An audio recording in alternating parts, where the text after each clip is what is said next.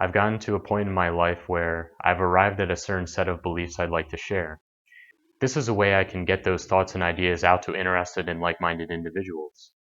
For me, I found that living a productive life is the life I want to live. But what does it mean to be productive? How do we quantify productivity?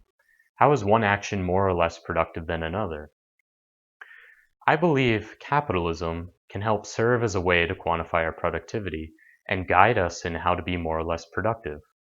And this guidance manifests principally in the production of wealth, the production of capital. I believe perhaps now, more than ever, there is such a great lack of faith in capitalism, a lack of faith in personal liberty, personal responsibility, and personal enterprise. Rather than looking to individuals to solve the challenges of society, we look to government. Rather than taking on responsibility ourselves, we defer to others.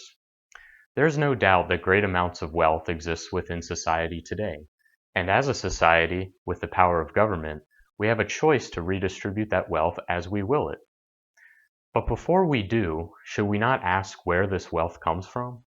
What are the mechanisms of wealth? How is this great wealth created? Capitalism is the mechanics of wealth and its creation: private property, free trade, and profit. I believe these three principles are the reasons why we have what we have as a society and as individuals. My desire is to show to you why capitalism is good, why it is moral.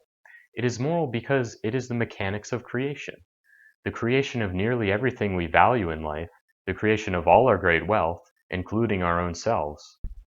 This video is a discussion about morality, trying to address the question, what should we do in life? How should we act? As a capitalist, the way I address that question is, how can I create more wealth within society? And what I hope to show to you is that the pursuit of the creation of wealth, the creation of capital, is a great moral guide for both we as individuals and we as a society, and that this moral goal very well aligns with our nature and desires as human beings. Now, what is wealth? Wealth is functional property, property we desire and utilize because of the functions that it provides. In my treatise, I outline how the concept of capital, which is a term I use synonymously with wealth, is the quantification of functional property. And we quantify the capital of property through its price, the money that is received in exchange for such functional property. For many of us, producing wealth practically means making money. But we have to realize that principally, it isn't money that we make, but that it is wealth that we make.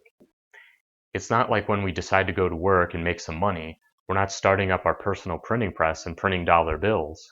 Short of being the Federal Reserve, we can't do that. But what we can do is create labor, create services, create products. These are the functional things we can create, and in exchange, we receive money for them. Money is simply a form of reference to quantify the wealth that we create. Now, for many of us, the idea that making money should be our ultimate moral imperative seems quite vain. There has to be more to life than just having a bigger house, a fancier car, a more expensive smartphone, and more luxurious food. Well, indeed, there is more to life than that. It's a mistake to equate those concepts. The mistake we make in equating making money to such things is to assume that the point of making money is to individually consume greater and greater luxuries, that the point of producing wealth is to consume wealth. But I'm not arguing that our ultimate moral imperative should be the consumption of wealth. I am arguing that our ultimate moral imperative should be the production of wealth. And it is not true that we as individuals must consume all the wealth that we create. Look around at all the wealth of society. Why does it exist? The culmination of all the property within society is the net wealth that has been produced and not consumed. All of the fancy houses, cars, and food that has been consumed has come and gone. Whatever is consumed no longer exists.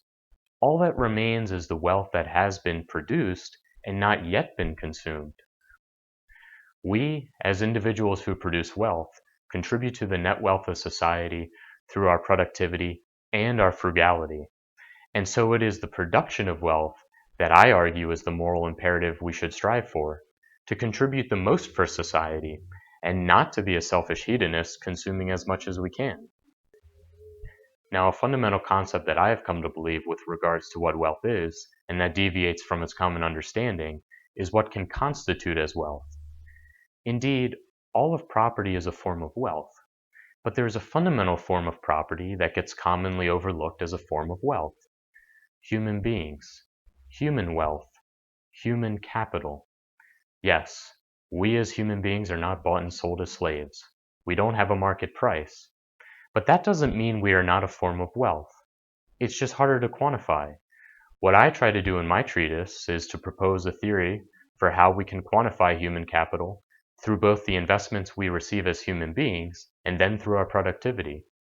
I implore you to read or listen to my treatise to try to understand where I'm coming from.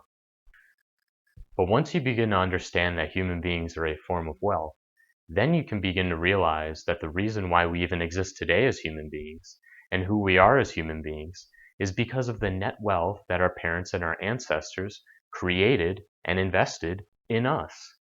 We did not create ourselves. We exist today because of the productivity of those who were before us. We carry on what they created.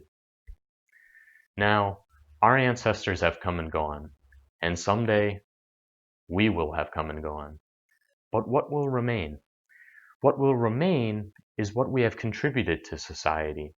Those things that we have created and carried on to the next generation, pushing humanity forward beyond our own individual lives. This is what I have come to believe what it means to be a capitalist.